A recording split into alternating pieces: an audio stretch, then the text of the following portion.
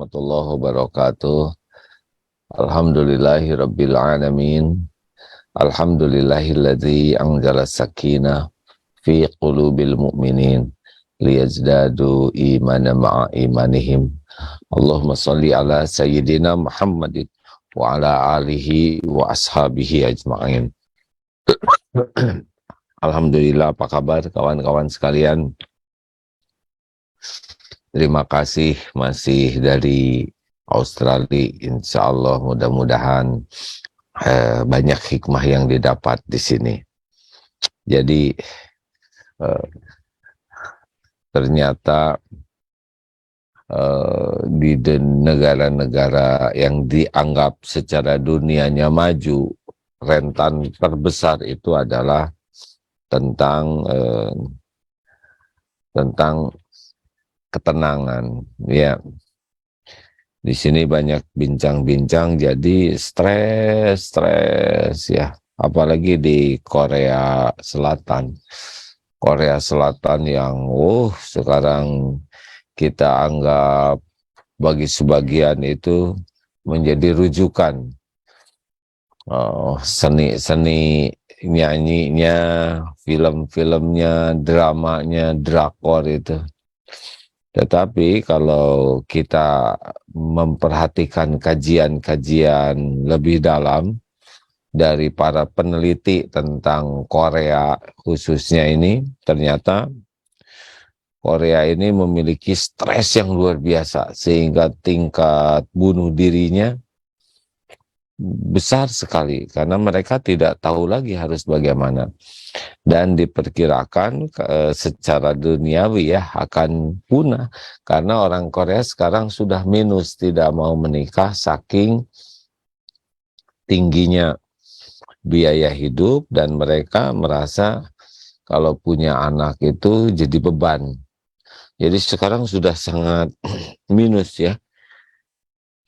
Nah, secara syariat kalau ini terjadi terus-menerus, maka mereka pasangannya tidak mau menikah dan tidak mau punya anak juga karena anak itu dianggap jadi beban, belum sakitnya, belum hamilnya, dan kantor-kantor juga menganggap ya kehamilan dan sebagainya itu mengurangi produktivitas, cuti dan sebagainya.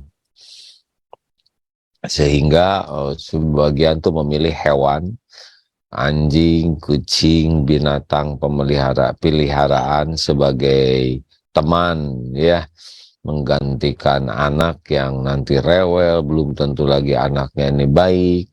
Selain waktu kecilnya katanya nyusahkan, membesarkannya biayanya mahal. Kemudian juga udah besarnya belum tentu anak ini tahu balas budi. Bahkan bisa jadi anak ini menyusahkan orang tuanya.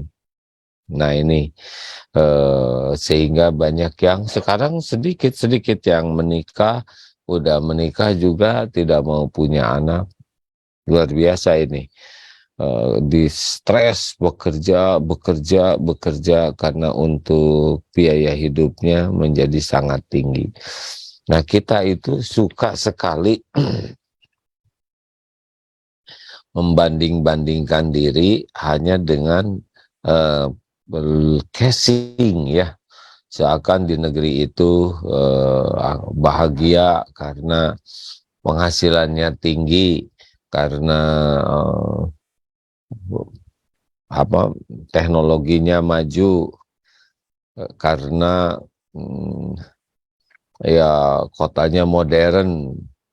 Nah, kita teh mau apa hidup ini kan? Mau nyari apa? Seperti yang diungkapkan bahwa kita itu hidup di dunia ini hanya mampir. Nah, mampir ini bahagia itu yang harus kita cari. Bahagia itu adalah hayatan thayyibah. Dan hayatan thayyibah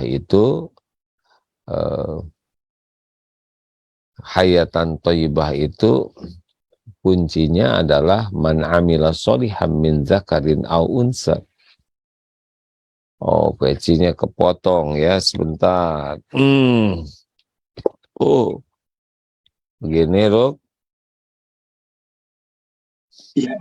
Nah, pas sekarang. Oke, terima kasih. Man amila solihan min dzakarin au unsa wa huwa mu'min falanuhyiyannahu hayatan thayyibah. Jadi harus jelas sekali. Kita teh mau pintar, mau sukses, mau kaya, mau terkenal. Nah, salah satu di antaranya adalah yang paling penting kita harus tahu dulu mau apa. Mau apa? Punya rumah tuh mau apa? Hidup tuh mau apa? Bekerja tuh mau apa? Nah, pilihannya adalah bagi kita hayatan thayyibah, kehidupan yang baik, kehidupan yang sakinah. Nah, ternyata kehidupan sakinah ini ada beberapa nih syaratnya ya ketenangan itu, yaitu syarat utamanya adalah dua. Maaf ya kalau mengulang pelajaran yang lalu. Niatnya harus betul-betul jadi orang yang ikhlas dan caranya itu benar. Nah, kalau kita kurang bahagia, pasti itu hati kita tuh kurang ikhlas di dalam melakukan sesuatu. Karena kalau kita ikhlas betulan, Allah akan memberikan kepada kita tuh hati yang tenang. Nah, ikhlas ini sesuatu perjalanan panjang. Tidak hanya sekali dengar ceramah seperti ini kemudian langsung jadi ikhlas ya. Tapi sebuah perjalanan tekad memiliki hati yang ikhlas. Saya kalau ingin bahagia, saya harus jadi orang ikhlas. Keikhlasan itu diawali dengan tekad. Tidak semua orang ingin menjadi orang ikhlas, tidak. Ada yang ngejalanin hidup begitu saja, ya. Tidak ada tekad memiliki keikhlasan, padahal ikhlas itu syarat pertama untuk hidup bahagia. Nah, yang kedua adalah kalau kita ingin jadi orang yang bahagia tuh wajib dengan ilmunya, karena tidak ada ilmunya tidak bisa ikhlas. Ilmu apa? Ilmu ya ilmu Islam. Tapi ilmu apa yang paling prioritas membuat kita jadi ikhlas adalah ilmu mengenal Allah. Kalau kita tidak memiliki pengetahuan tentang Allah, sulit ikhlas ya. Paling jatuhnya ditulus. Tulus itu hanya tanpa pamrih. Nah, kalau kita pamrih, pamrihnya dari Allah, bahwa kita melakukan sesuatu eh, perintah Allah. Wa aslihu innallaha yuhibbul muhsinin. Dan berbuat baiklah kalian, karena sesungguhnya Allah mencintai orang yang berbuat kebaikan. Jadi kita melakukan amal itu karena disuruh Allah dan Allah mencintainya. Nah, ini penting. Kalau orang tidak kenal Allah, nggak nyampe menjadi keikhlasan itu. Apa sih bedanya tulus dengan ikhlas? Mungkin kalau tulus itu hanya tanpa pamrih. Banyak orang-orang juga yang berbuat tulus, itu juga lumayan, tapi tidak jadi amal kalau kita harus ikhlas ya. Apa bedanya tulus dengan ikhlas? Kalau tulus itu tanpa pamrih saja, dia nolong orang tanpa pamrih, itu sudah baik, tetapi bagi kita kan tidak cukup baik, tapi kita harus diterima oleh Allah sebagai amal soleh. Kenapa kamu berbuat baik? Karena Allah menyuruh berbuat baik dan Allah mencintai orang berbuat kebaikan. Begitu bagi kita itu. Kenapa berbuat baik kepada orang tua? Nah, karena kasihan orang tua. Itu juga sudah baik ya. Tapi kalau kita berbuat baik kepada orang tua karena ini adalah perintah Allah dan Allah menyukainya. Nah, jadi wajib bagi kita. Nah, orang-orang yang berada dimanapun, punya kekayaan, punya kedudukan, popularitas, punya ya dunia ya, tapi kalau tidak punya keikhlasan berarti tidak punya bahagia. Pertanyaannya adalah seberapa bertekad kita jadi orang ikhlas, mikir tidak kita menjadi orang ikhlas. Saya di rumah harus jadi orang ikhlas, di kantor saya harus jadi orang ikhlas, di masyarakat saya harus ikhlas lillahi ta'ala, di dalam dakwah saya harus ikhlas, baca Quran saya harus ikhlas, sholat saya harus ikhlas. Benar-benar ini perkataan ikhlas itu harus mendarah daging pada diri kita sebagai tekad hidup kita. Karena kalau tidak begitu kita tidak akan menikmati hidup ini. Kurang ikhlas pasti kurang bahagia, itu udah rumus ya. Kemudian seberapa jauh kita gigih mengenal ilmu, mengenal Allah. Belajar tidak, belajarnya bagaimana? Apakah datang ke majelis taklim, apakah kita menyimak di kajian-kajian di YouTube, di mana, atau dibaca bukunya, tetapi kita harus serius sekali belajar tentang mengenal Allah, sehingga nanti kita yakin ya, seperti sekarang ini kita yakin Allah sedang memperhatikan kita. Nanti cirinya itu kalau sudah yakin itu adalah kalau apapun jadi kembali ke Allah, tidak ada yang lepas dari Allah. Yang kedua, selalu minta tolong ke Allah dalam hal apapun, Dan yang ketiga, yakin dengan segala janji jaminan Allah. Nah, nanti harusnya ke sana. Dan itu tidak bisa kalau kita tidak kenal Allahnya. Jadi, cirinya orang bakal bahagia itu pasti diawali dengan sangat serius belajar ilmu ketauhidan ya, tentang Allah Subhanahu wa Ta'ala, nama dan sifat Allah.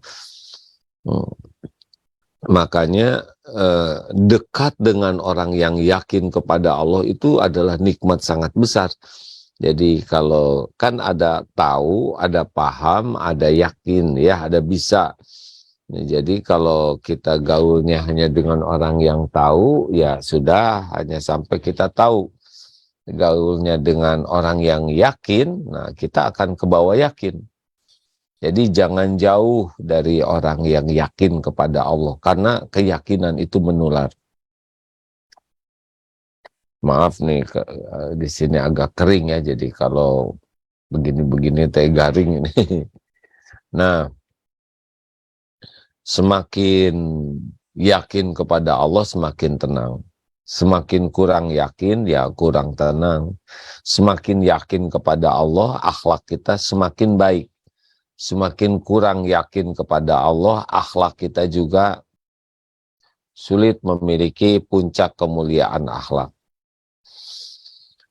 Lalu yang ketiga adalah, supaya mencapai tingkat yakin ini, kita harus kuat riadohnya, latihannya. Jadi tidak cukup hanya sibuk mencari ilmu, tetapi latih terus ya, latih untuk mengamalkannya. Latihan ikhlas. Nanti kita latihan untuk tidak dinilai orang. Orang tahu, orang tidak tahu nih amal kita, ya tidak apa-apa. 2 di antara 7 golongan orang yang tidak akan yang akan dapat naungan nanti di yaumul akhir adalah orang yang suka nangis ingat Allah dalam keheningan malam. Dia ingat Allah, dia istighfar, dia bersyukur, dia tafakur. Dan orang yang memberi dengan tangan kanan dan tangan kirinya tidak tahu. Ini benar-benar keikhlasan ya. Jadi kita latih untuk puas hanya Allah yang tahu. Boleh ada yang diketahui orang, tapi lebih banyak yang rahasianya. Kemudian latih, ada orang, tidak ada orang, sama kita tuh. Jadi baiknya tuh nggak perlu karena ada orang. Orang lihat, orang tidak lihat, tetap kita terus berusaha melakukan kebaikan. Jangan sampai kita baiknya hanya karena ada orang, karena dilihat orang. Kita harus latih terus itu. Yang tadi latih orang, kita tidak harus selalu diketahui orang ya. memperbanyak amal rahasia. Ini udah sering. Yang ketiga adalah latih nih supaya tidak pengen dipuji dalam hal apapun. Kata Imam Ibnu Qayyim itu kan orang susah ikhlas kalau masih senang dipuji, ada rasa senang dipuji, kemudian senang dengan kedudukan atau disanjung, diperlakukan spesial oleh orang, nah itu susah ikhlas ya. Dan yang ketiga susah ikhlas itu kalau ngarep-ngarep sesuatu di tangan orang. Jadi kalau orang punya sesuatu, apakah makanan atau uang atau benda, dan kita berbuat baik dengan harapan apa yang ada di tangan orang, itu akan mengurangi keikhlasan. Jadi latihannya itu latihan gak ngarap apa-apa aja dari makhluk. Lakukan aja yang terbaik. Kita nggak dihargai juga nggak apa-apa. Nah ini akan menjadi makanan kita sehari-hari, latihan ini.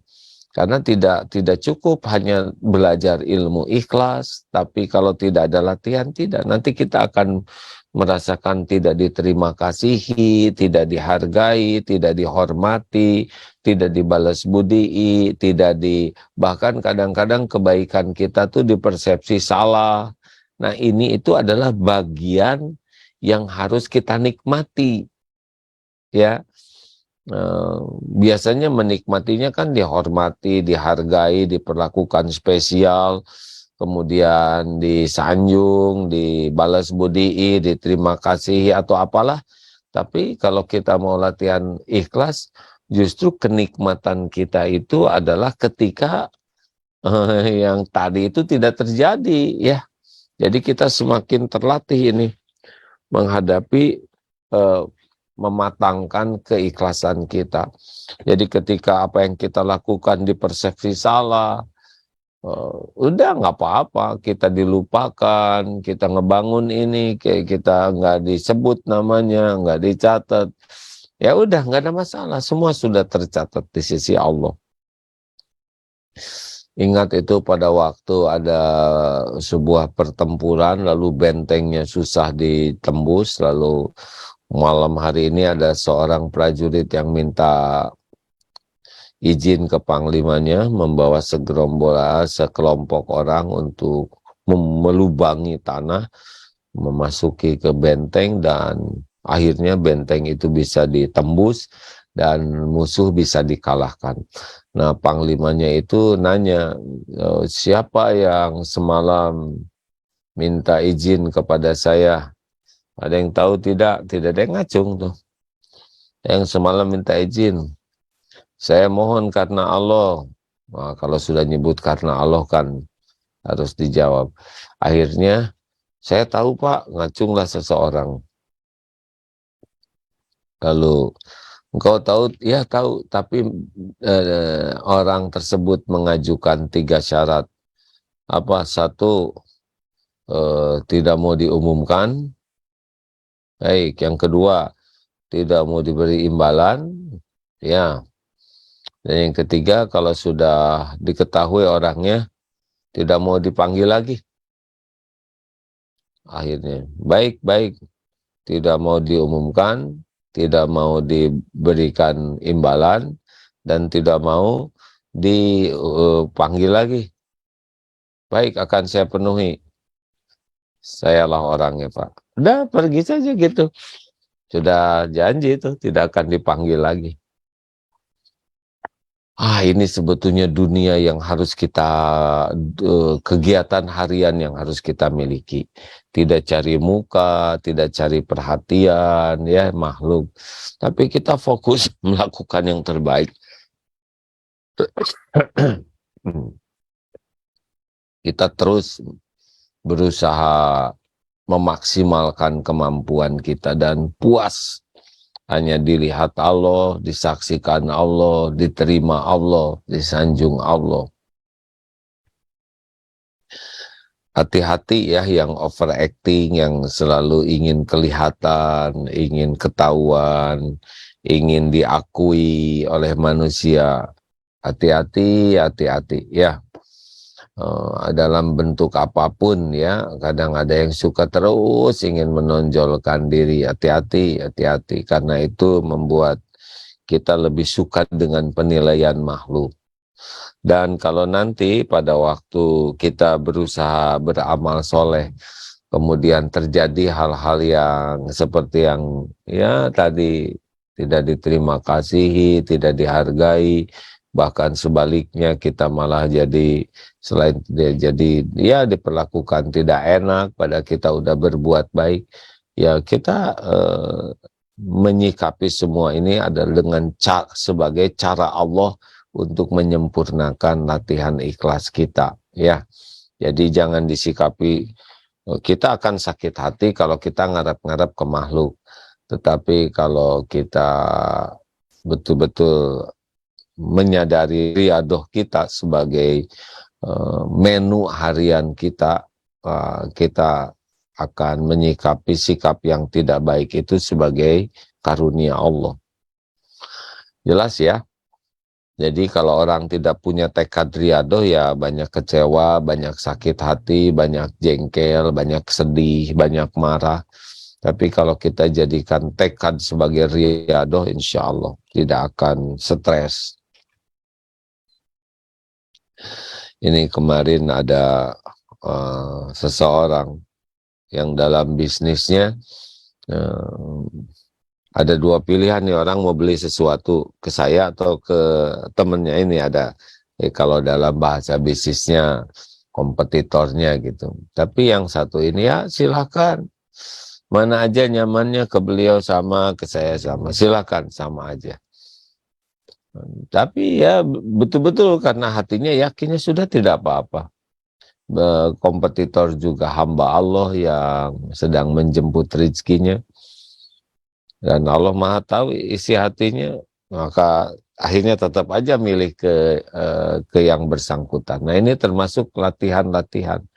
Kalau kita berbuat baik, nanti ada orang memilih, jangan sampai kita dagang berbuat baik hanya agar orang beli ya. Kita melakukan yang terbaik kalau dagang ya sebagai amal soleh kita, bukan supaya dibeli orang. Nah, rekan-rekan sekalian, yang tidak kalah pentingnya juga yang keempat, kumpul dengan orang-orang yang ikhlas. Oh, ada pesawat lewat.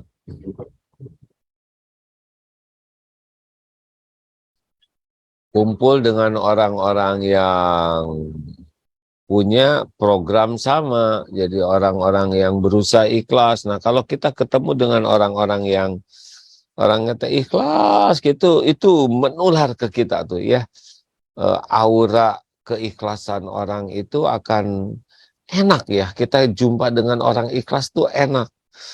Kita jumpa dengan orang yang tanpa pamrih dari makhluk, hanya mengharapkan keridhaan Allah. Karena orang-orang yang ikhlas tuh nyaman. Hidupnya tuh nyaman. Tenang, ya hayyinin, layyinin, qoribin, sahlin itu akan nyata bagi orang-orang ikhlas tuh.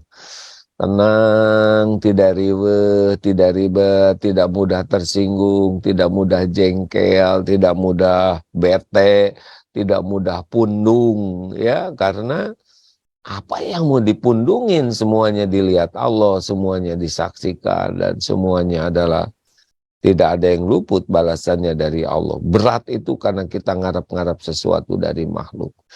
Nah, carilah teman, orang-orang yang memang ikhlas, itu sangat-sangat menolong kita. Dan tentu saja yang selanjutnya yang paling kunci adalah doa ya. Allahumma inni a'udzubika min an usyrika bika syai'an a'lamu wa astaghfiruka lima a'lamu. Yang kalau kita bacanya pakai nahnu, Allahumma inna na'udzubika min an nusyrika bika syai'an na'lamu wa nastaghfiruka lima la na'lamu. Ya Allah, kami berlindung kepadamu dari menyekutukan Engkau dengan apa-apa yang kami tahu, dan mohon ampun kepadamu dari apa-apa yang kami tidak tahu. rekan-rekan sekalian, ini penting ya, sangat-sangat penting untuk menjadi menu harian kita kalau kita ingin tidak stres, kalau kita ingin bahagia di keluarga, di jalan, di kerjaan, di sekolah, yaitu memiliki hati yang dilatih terus-menerus sampai akhir hayat kita. Tapi kepikiran terus, saya harus riadoh jadi orang ikhlas. Makin ikhlas makin bahagia, makin kurang ikhlas kurang bahagia, tidak ikhlas tidak bahagia. Nah, sesudah itu kita belajar agama lainnya itu adalah supaya kita tahu tentang amal-amal kita ini benar atau tidak. Nah, ini penting. Jangan sampai kita sibuk beramal tapi kita tidak tahu yang kita lakukan ini benar atau tidak, ya. Itulah pentingnya belajar agama, karena kebahagiaan itu, ketenangan itu ada pada yang Allah perintahkan. Jadi kalau kita ingin bahagia, jujur tidak jujur, pada jujur. Kalau kita ingin bahagia pada tahajud atau tidak tahajud, pada tahajud. Kita ingin bahagia pada ngumpulin uang atau sedekah, pada sedekah. Kuncinya ikhlas ya melakukannya. Karena hati kita ini yang ngebulak-balik adalah Allah. Jadi kalau kita ingin bahagia, kita tidak akan dapat bahagia pada perbuatan dosa. Kita tidak akan dapat kebahagiaan, ketenangan pada kemaksiatan. Tidak. Karena Allah yang menciptakan hati kita, maka Allah juga yang memberikan ketenangan, kebahagiaan, dan Allah menilai kita setiap saat. Tidak ada yang luput. Ya sudah, segitu saja. Hari ini hari Kamis, Pak Miftah Farid berada di MQ FM ya. Nah, silahkan. Bro, kita akan tanya jawab dulu tuh gimana? Siap, kita persilakan Bapak Ibu yang ada di Zoom, boleh raise hand atau langsung unmute mikrofonnya. Atau yang di media sosial, silakan untuk diketik pertanyaannya di kolom chat. Silakan yang di Zoom bisa langsung unmute yang akan bertanya.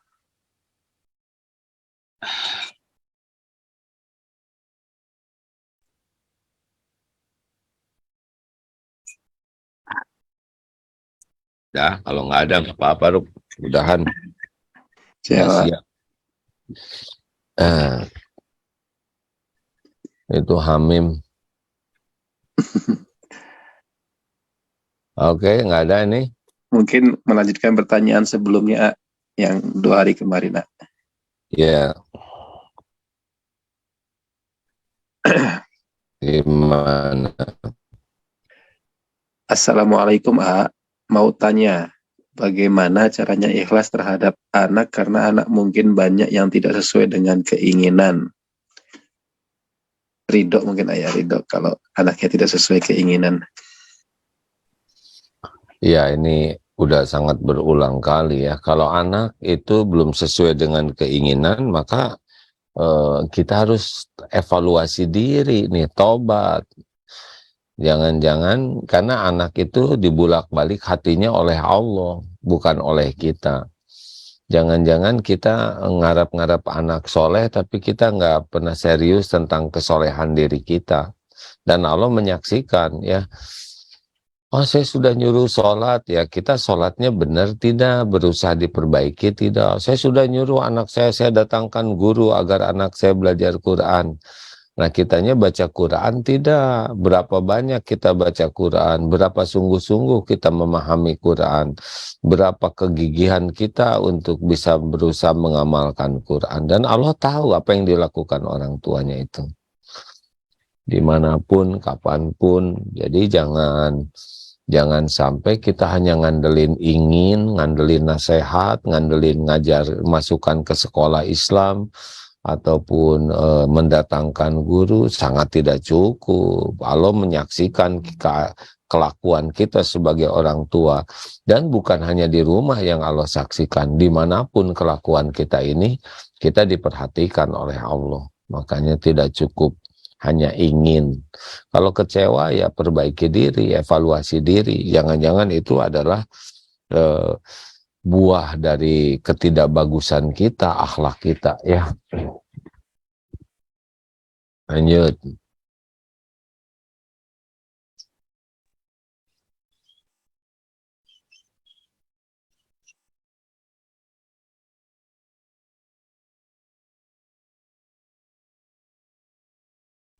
Baik Kak, berikutnya bagaimana caranya jadi guru yang tegas tanpa menyakiti perasaan anak?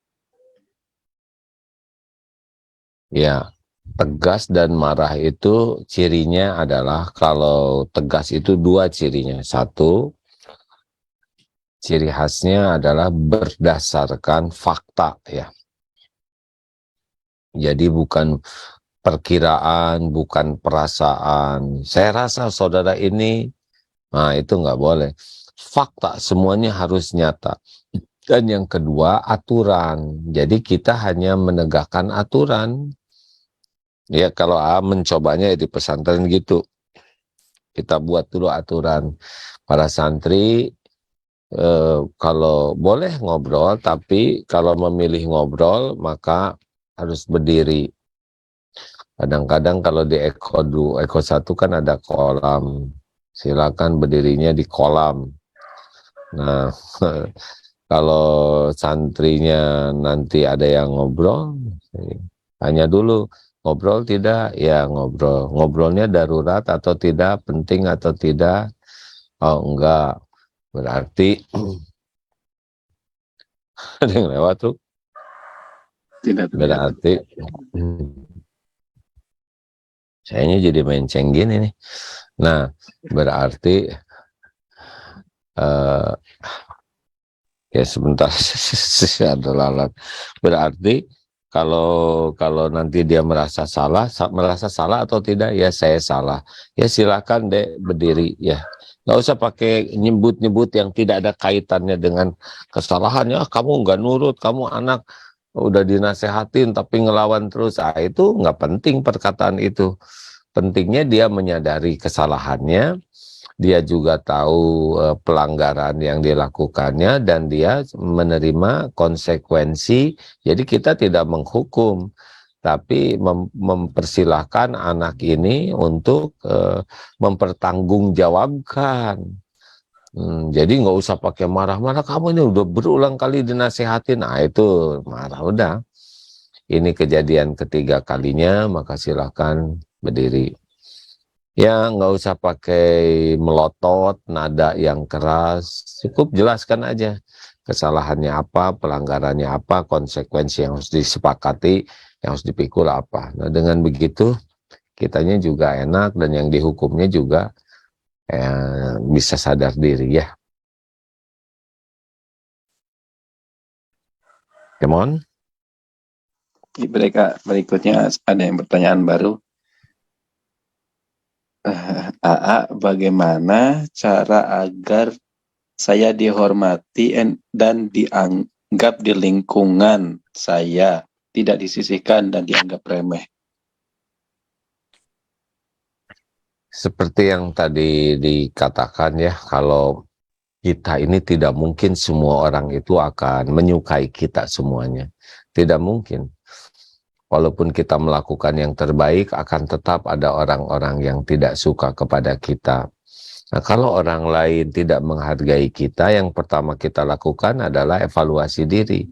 Apa nih perilaku saya yang tidak baik?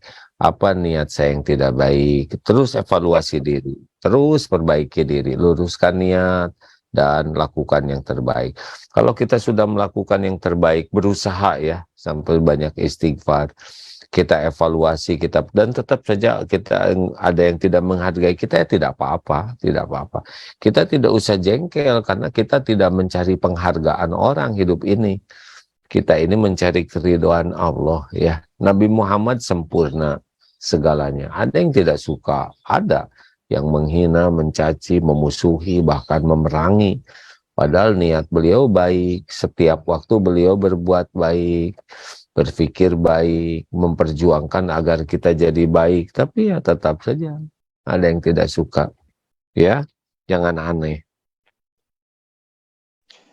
Baik, Kak. Sudah ada Pak Nur Mukhlas. Silakan Pak Nur Mukhlas, mikrofonnya dinyalakan. Ya, terima kasih. Assalamualaikum, Pak. Ya, punten. Waalaikumsalam warahmatullahi wabarakatuh. Kalau ini mau mungkin agak apa berbau fikir gimana nih ya? Maksudnya kalau doa setelah tasawuf akhir sebelum salam, doa setelah tasawuf akhir dan sebelum salam itu masalahnya dia jadi apa? Itu kan kalau saya lihat kebanyakan mungkin imam itu saya sebagai apa makmum imamnya sepertinya jarangnya membaca doa setelah tasawuf akhir sebelum salam. Akhirnya ketika saya baca, saya kan selesainya terakhir, jadi lambat selesai apa? Selesai sholatnya apa itu boleh ya. Jadi apa kadang-kadang imamnya udah salam, saya masih masih baca doanya gimana belum. Jadi Ya, ikut. sholatnya agak apa gimana? Jangan. Kalau kita ngemakmum ikut imam, ya.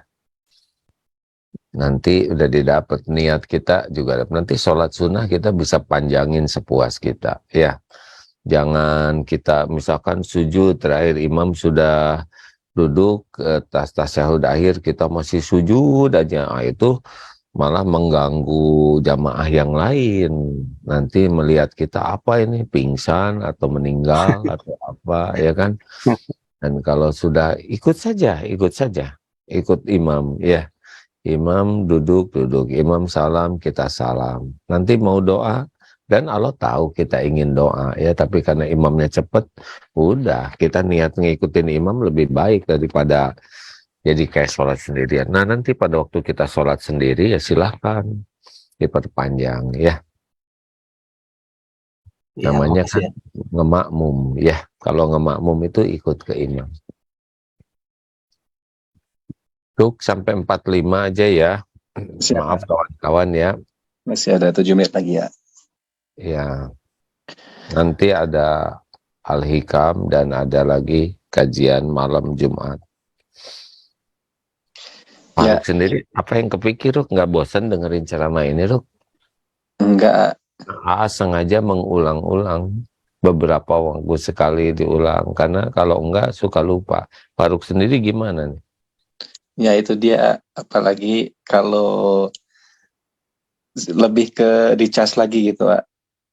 Walaupun tiap hari mendengarkan gitu, apalagi sambil tugas, itu kalau nggak dicas lagi ya nggak teringatkan lagi gitu.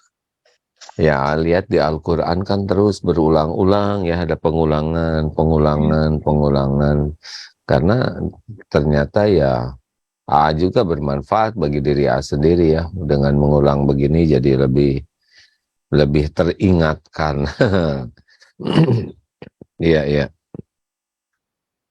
Ya, baik Kak, pertanyaan berikutnya ini Ayah.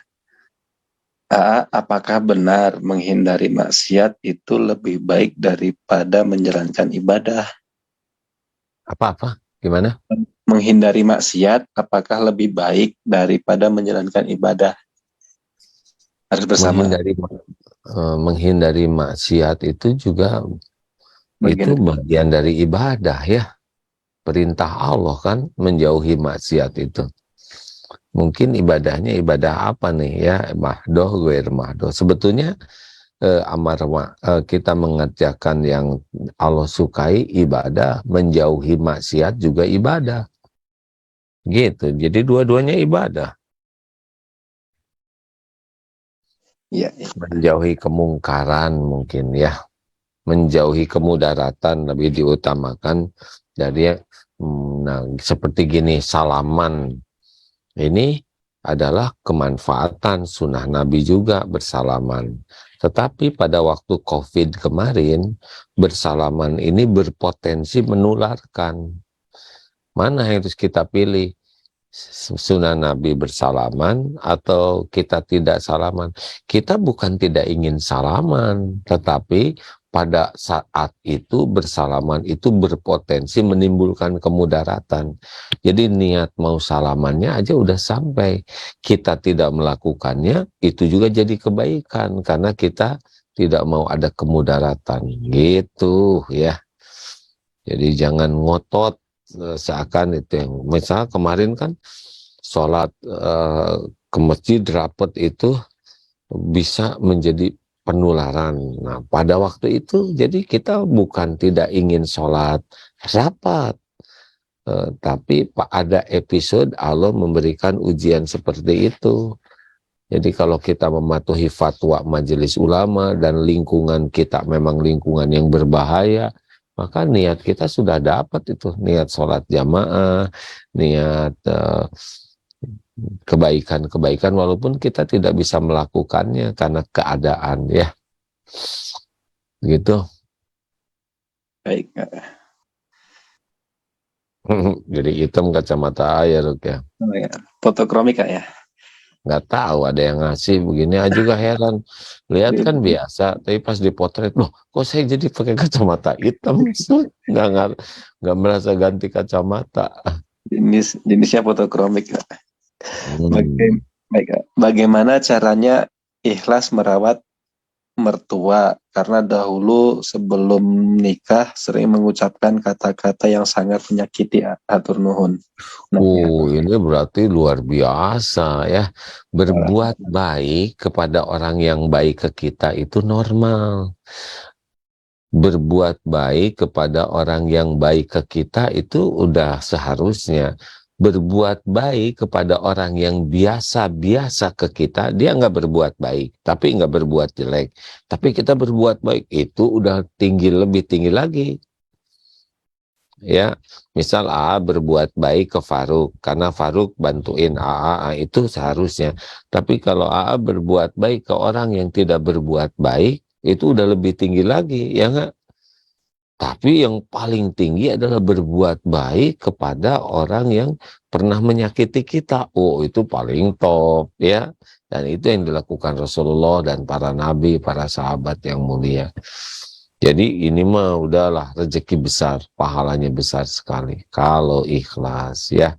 Jadi ingatnya ini adalah namanya amalan yang paling tinggi kan, menyambungkan silaturahim kepada orang yang memutuskan, memberi kepada orang yang pelit ke kita, memaafkan kepada orang yang menyakiti kita pada saat kita mampu membalasnya. Itu udah derajat muhsinin, itu orang-orang yang diangkat derajatnya oleh Allah. Begitu sahabatku yang baik. Udah, Ruk?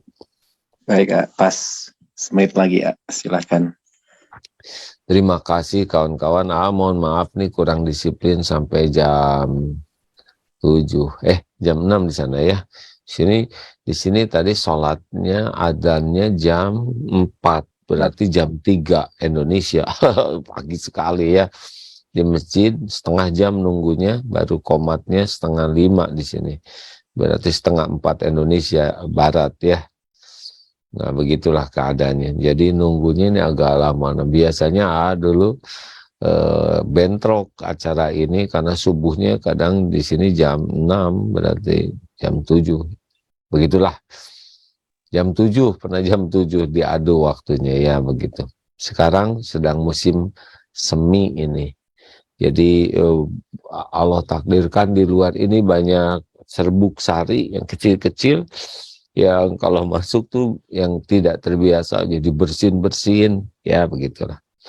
Ustadz Dery sudah ada di Australia, alhamdulillah kemarin sudah masuk dan sudah bertugas di sini membantu ya.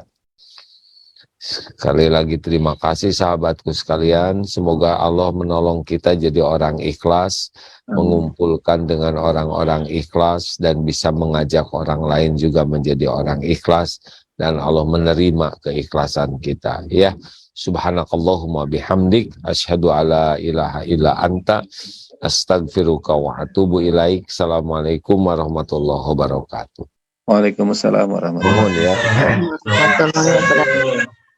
warahmatullahi wabarakatuh. Makasih ya. Waalaikumsalam warahmatullahi wabarakatuh. Makasih ya.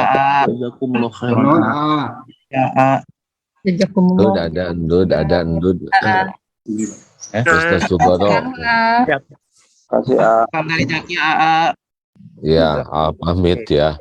Ya, terima kasih ya.